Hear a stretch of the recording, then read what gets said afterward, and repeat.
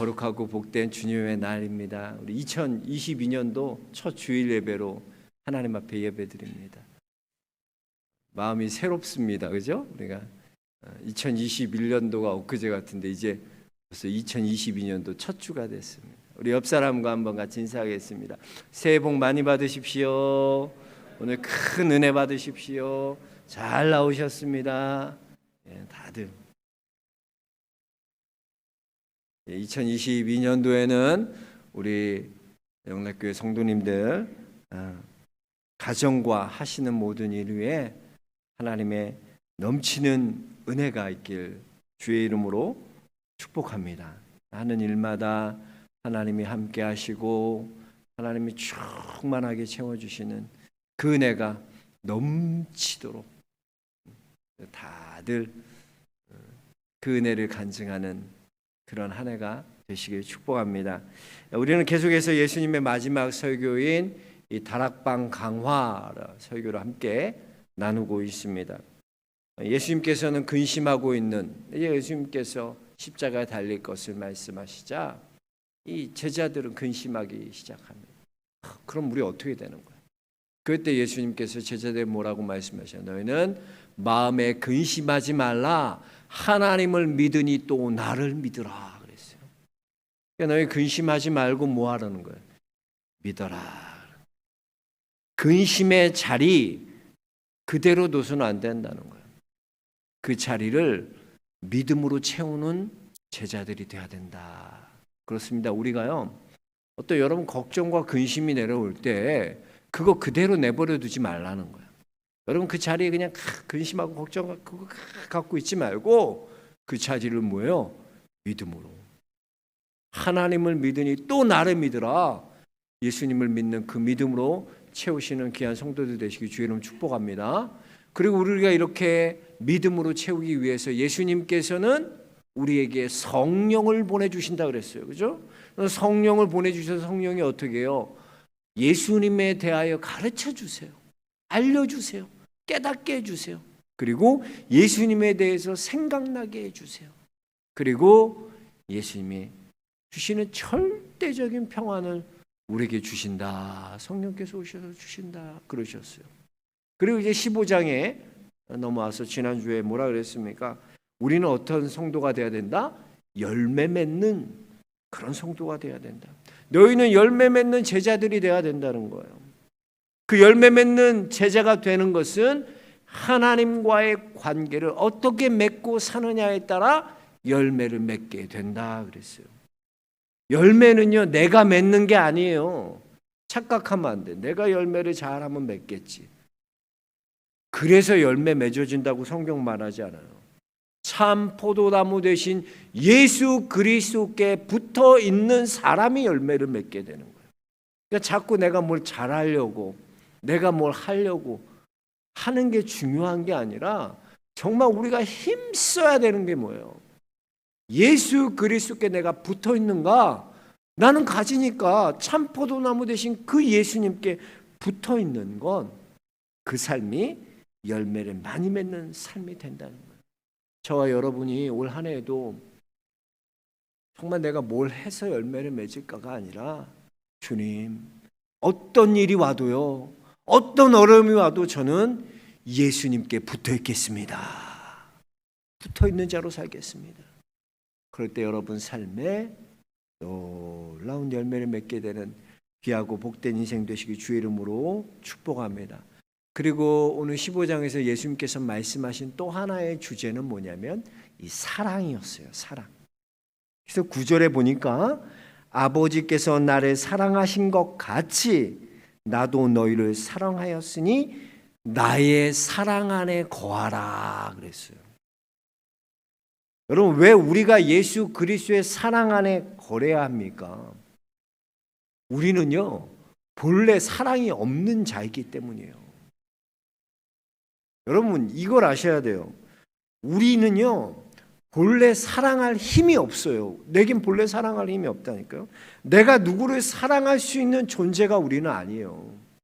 성경에 보세요. 인류 최초의 살인사건이 뭐예요? 가인이 아벨 동생을, 자기 친동생을 죽이는 사건이었다니까요.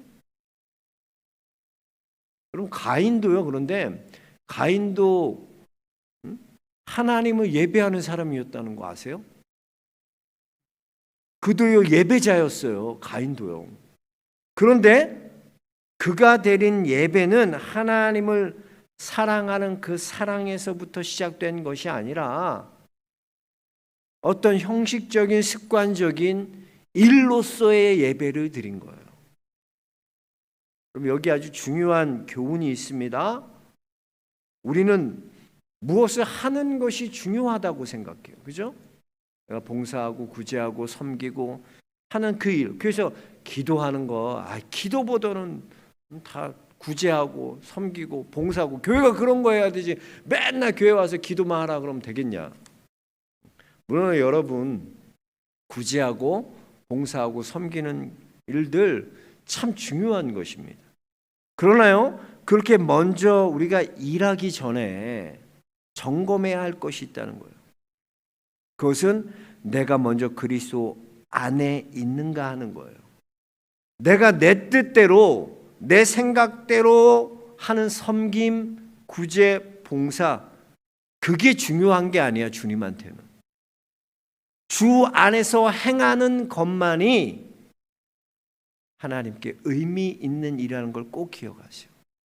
그래서 내가 섬기고 봉사하고 구제했는데요, 내가 이렇게 했는데요, 내가 너를 도무지 알지 못한다. 왜? 주 안에서 행하지 않았기 때문에.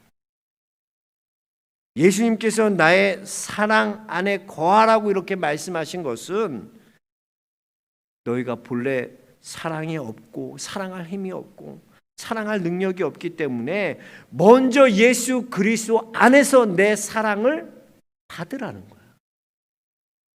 내 안에서 예수 그리스도의 그 사랑 안에 거해서 충분히 예수 그리스도의 사랑을 받으라는 거예요. 그래서 여러분, 사랑받지 않고 일할 때 문제가 생겨요. 사랑받지 못하면 상처가 생기고요, 사랑받지 못하면 열등감이 생깁니다. 우리는 먼저 예수 그리스도의 그 사랑을 가득 내 안에 채워야 할 줄로 믿습니다. 예수 그리스도의 사랑으로 충만해지는 사람은요, 지치지 않습니다. 왜? 하나님으로부터 공급되는 그 사랑이 내 안에 가득 채워질 때 피곤치 않고 곤비치 않고 독수리 날개쳐 올라감 같이 항상 비상할 수 있는 새 힘을 주시기 때문이에요. 그래서 여러분, 먼저 일하기 전에 하나님께서 공급해 주시는 그 사랑으로 충만히 채워지는 게 먼저예요. 네? 우리의 결핍은 다른 데 있는 게 아니에요. 하나님과의 단절에서 오는 거예요. 전능하신 그 하나님은 전능하세요. 하나님은 충분하세요. 근데 그 하나님이 내 안에 있으면 어때요? 나도 충분해져요. 여러분, 베드로가요, 어떻게 십자가에 거꾸로 매달려 죽을 수 있었을까요? 어떻게 그게 스스로의 능력, 스스로의 힘으로 그게 가능할까요?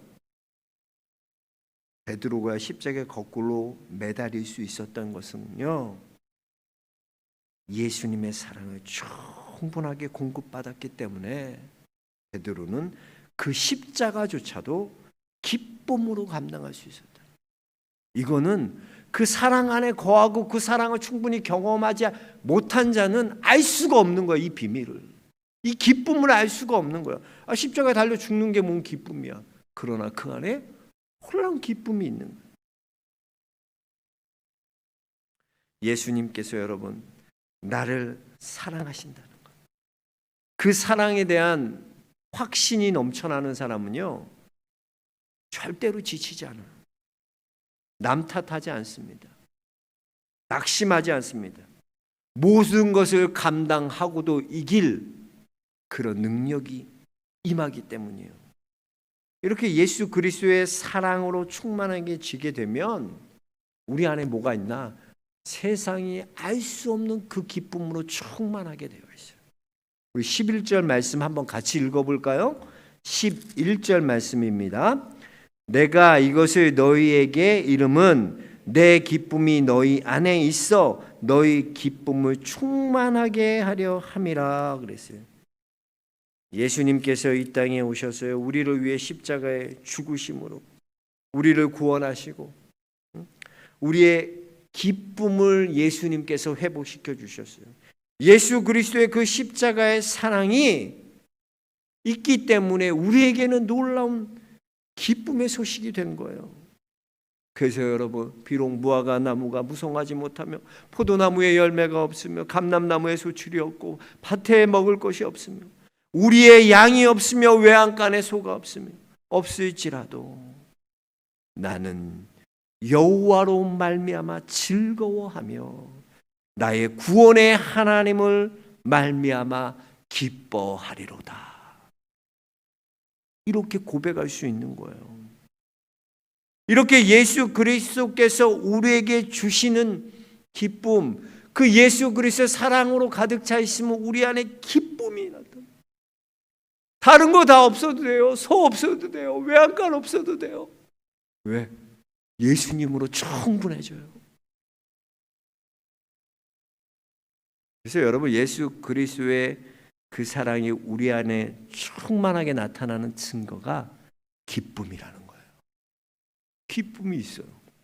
저 집사님 보면 맨날 어려운 일만 있고 기쁠 게 없는데 항상 기뻐. 왜? 예수 그리스도의 사랑으로 가득 채워졌기 때문에 그 안에 세상이 줄 수 없는 그 기쁨이 넘치는 거예요. 그러니까요, 이 기쁨이 넘치니까 사람이 얼굴이 변하고요, 말이 변하고, 예수 그리스도의 사랑에 충만한 사람은요 벌써부터 얼굴이 달라져요. 그 교회 다니는데 예수님 믿는데도 얼굴이 그냥 쾌쾌하고 기쁨이 없다. 심각한 거예요. 예수님이 내 안에 거하시고 그 사랑이 있으면 얼굴이 바뀌어요. 확 바뀌어. 사람이 나이 들면 사진 찍는 거 별로 안 좋아해요. 옛날처럼 그런 표정이 안 나오는 거. 웃어요 그래도 어색해. 나이 들면 웃는 게 왜 이렇게 어색해요? 거울 보세요. 그 아이들 웃는 거 보세요. 얼마나 그 자연스럽고 그 웃음만 봐도 우리가 기쁜데 나이 들어서 그렇게 웃으라면 안 돼. 왜? 얼굴이 굳어 있어요. 그런데 정말 예수 그리스도의 그 사랑이 우리 안에 충만해지면요 얼굴이 싹 바뀌어. 예수 믿고 얼굴이 바뀌어야 돼요. 얼굴이. 예수 믿는다는 분 보면 얼굴이 달라진 분이에요. 그래서 어디 병원 다녀? 어디 피부과 다녀? 얼굴이 달라졌대. 왜? 예수 그리스도의 사랑이 가득. 다른 보약보다요, 여러분, 예수 그리스도의 그 사랑만 내 안에 가득 채워지면요 얼굴이 바뀌는 거예요. 여러분 안에 그런 기쁨이 있길 주의 이름으로 축복합니다. 또 예수 그리스도의 사랑이 내 안에 충만해지면요 우리의 말이 바뀌어요. 말이. 맨날 부정적인 사람, 그거 제가 가만 보니까 부정적인 사람은 항상 부정적이게 말해요. 가만 보세요. 여러분 주위에도 꼭 그 사람 부정적이게 말하는 사람, 그건 영적인 문제거든요. 부정적인 말을 하는 게 여러분 그냥 나쁜 말 하는 거지, 그렇게 생각하면 안 돼요. 영적인 문제, 그 영이 잡고 있어서 항상 그 사람은 모든 스펙트럼 그렇게 봐. 부정적이게 봐. 항상. 그게 부정의 능력이에요. 맨날 원망하고 어떻게든 원망할 거리 찾아내고요. 난 진짜 신기해. 그런 사람 어떻게 불평거리를 그렇게 잘 찾는지. 원망거리. 난 하나님 은혜다, 감사하다. 아니, 좋은 것을 볼 줄 알고 감사한 은혜를 보는 눈이 없고 매번 그냥 네거티브적으로 부정적인 것만 다 찾아내고 있다니까. 그런 사람 꼭 얘기를 해도, 같이 얘기를 해도 하나님 은혜지 모르면 그래도 그거 아닐걸?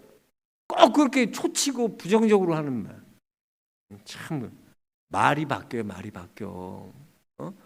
예수 그리스도의 그 사랑이 내 안에 있으면 내 안에 기쁨이 있어 말이 바뀐다니까요. 그 민수기 13장 보세요. 12지파의 정탐꾼들 다 대표들 다 뽑잖아요.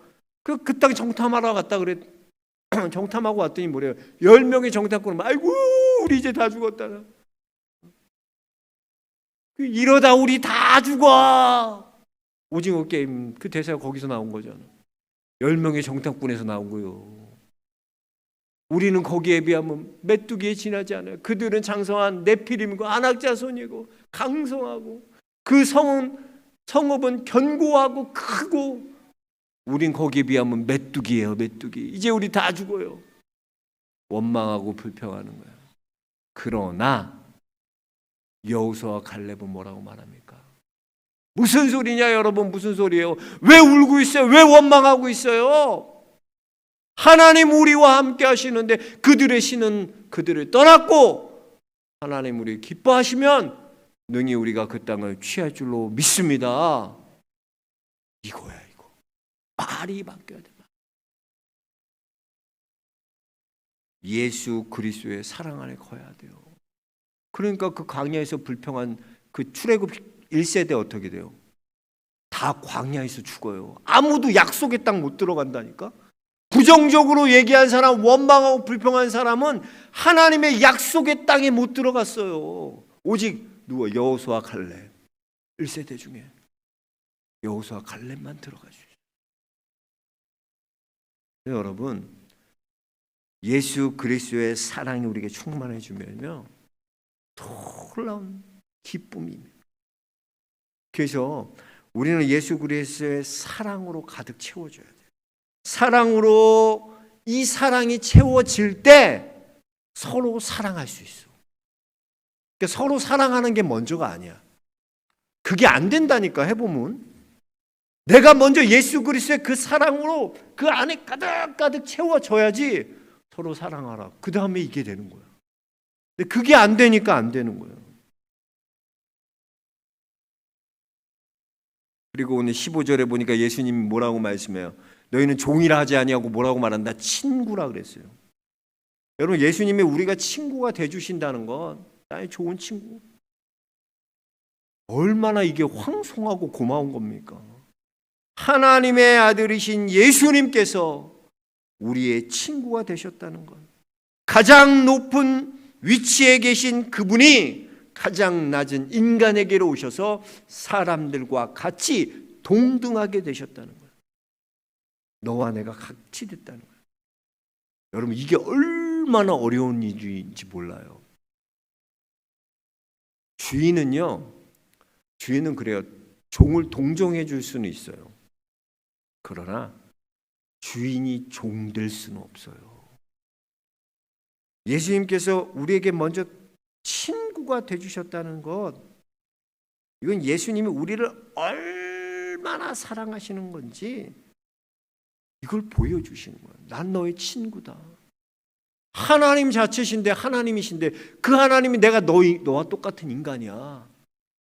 이 자체가요 얼마나 큰 사랑인지 모르는 거예요. 그걸 알아야 돼요, 여러분. 그냥 친구가 보통 그게 아니야. 내가 친구 돼줬다는 게, 사실 성경에서 이 원수를 사랑하라는 말보다 더 어려운 게 뭔지 아세요? 친구 사랑하는 게 더 어려워요. 사람이 왜 그러냐면 사람의 본성이 그래요. 사람이 누구든지 자기보다 정말 뛰어난 존경할 사람이 있고요, 정말 뛰어난 위인을 보면 존경심이 생겨요. 그래서 그 사람을 돕고 그 사람을 위해서 일하고 싶어져요. 그리고 또 사람이요, 자기보다 엄청 불쌍한 사람 보면요, 그 사람에게는 그런 도와주고 싶은 명분이 생겨요. 아, 저렇게 어렵고 하니까 도와줘야지. 그런데 자기라 대등한 사람, 라이벌은요 잘해줄 수가 없어요. 도와줄 수가 없어요. 비슷비슷한 사람끼리는요 라이벌은 라이벌이야, 친구야. 비슷비슷한데도 돕질 않아요. 전교 1등이 전교 2등에게 공부하는 비법 가르쳐줄 것 같아요? 절대 못 가르쳐줘요. 친구니까, 비슷하니까. 자기 라이벌을 위해서 자기의 자존심을 버리고 사랑하는 것, 그 얼마나 어려운지 몰라요. 그래서 친구를 위해 자기 목숨을 버리면 이보다 더 큰 사랑이 없다. 그만큼 친구 사랑하는 게 어렵다. 부부도 마찬가지. 부부도 친구잖아요. 동등하잖아요. 그래서 결혼 먼저 한 사람들은 이래, 선배들이 팁을 준다고 해. 결혼 생활에 내가 팁을 줄게. 남자는 결혼하고 나서 3개월이야 중요해. 3개월 안에 남편을 꽉 잡아야 된다. 너? 안 그러면 남자는 이거 자유분방해서 지 맘대로 방목하고 다녀. 3개월 이내에 쥐잡듯이 잡아야 된다. 꼭 주도권을 내가 잡아. 그걸 팁이라고 가르쳐. 그럼 또 여자 그래요? 그래. 남자들도 마찬가지. 그래?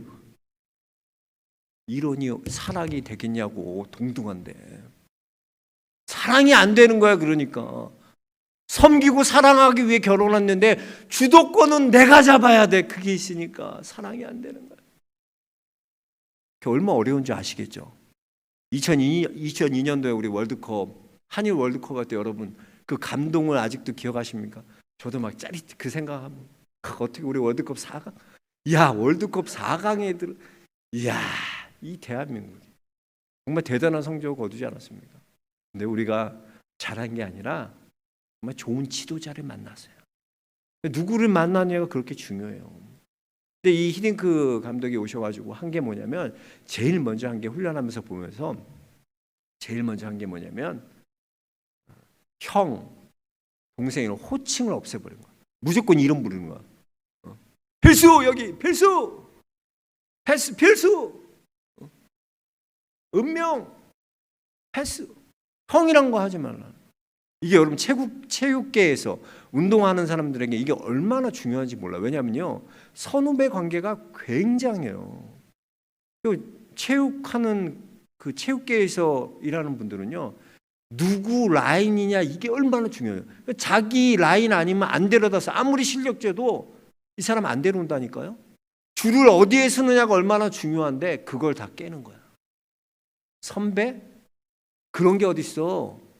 야, 축구장 안에서 선배가 어딨어. 내가 오래 했다고 그게 어딨어. 오늘 컨디션 좋고 잘 뛰는 사람이 중요한 거야. 그래서 그 호칭을 다 없애버리는 거야.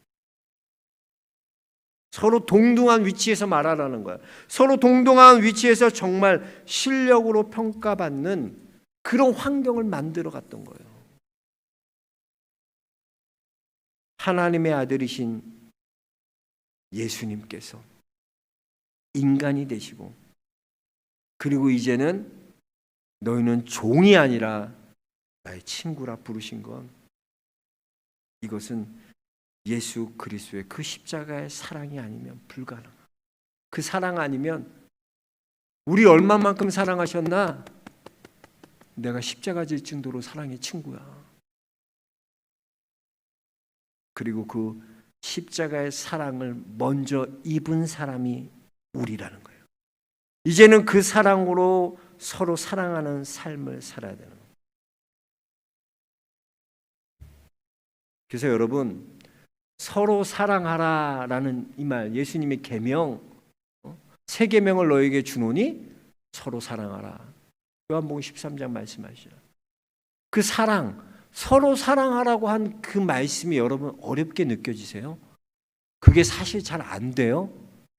그럼요. 먼저 예수 그리스도의 사랑 안에 거하십시오. 그 사랑을 내가 충분히 받아야 돼요. 그 사랑으로 내가 충만해져야 돼요. 그거 먼저 해야 된다는 거예요. 내가 먼저 예수 그리스도의 그 사랑으로 충만해질 때 우리 또한 그 사랑으로 서로 사랑할 수 있게 되는 것입니다. 그래서 여러분 먼저 우리가 뭘 구해야 돼요?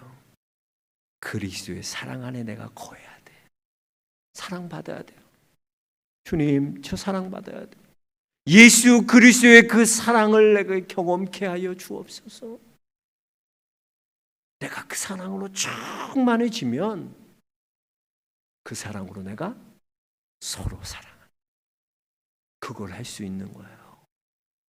그래서 여러분 예수 그리스도의 그 사랑으로 충만해지시길 바랍니다. 그게 먼저야. 사랑 받아야지 사랑할 수 있어요. 내 힘으로는 안 된다니까. 하루 이틀은 되지. 아유, 이런 사람도 있어. 어떤 집사님은 목사님 저는 남편을 너무나 사랑합니다. 이야, 저분 남편이 저렇게 속색이 고생하고 했는데도 저렇게 고백하는 거 보면 아유, 집사님 대단하시네. 그래. 성경에도 원수는 사랑하라고 했잖아요, 목사님. 남편은 원수처럼 여기는 거예요. 그래 사랑하라 그랬다고. 주여, 그럼 안 돼. 내가 먼저 그리스도의 그 사랑으로 가득 채워져야 돼. 여러분 그 사랑으로 채워지시기 바랍니다. 올 한 해 좀 그 사랑을 좀 받으세요. 그래야 사랑하고 서로 사랑할 수 있죠.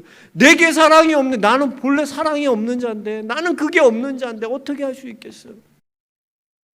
그러니까 예수님 뭐라 그래요? 너희는 내 사랑 안에 거하라. 좀 사랑 좀 받고 살아. 내가 이렇게 널 사랑하는데 왜 그걸 모르니? 그 사랑을 좀 경험해라. 2022년도 여러분 그 예수 그리스도의 사랑 안에 거하십시오. 그 사랑을 충만하게 누리십시오. 그럴 때 우리가 서로 사랑하라. 아멘 아멘. 주님 감사해요. 이제는 그거 할 수 있어요. 그렇게 될 줄로 믿습니다. 그런 주의 사랑 안에 거하는 귀한 믿음의 성도들 모두 되시기 주의 이름 축원합니다. 하나님